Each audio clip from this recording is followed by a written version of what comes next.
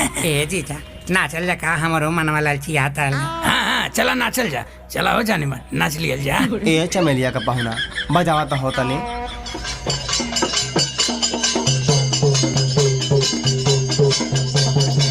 हाय रे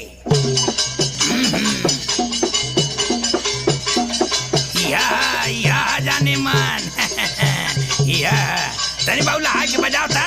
आओ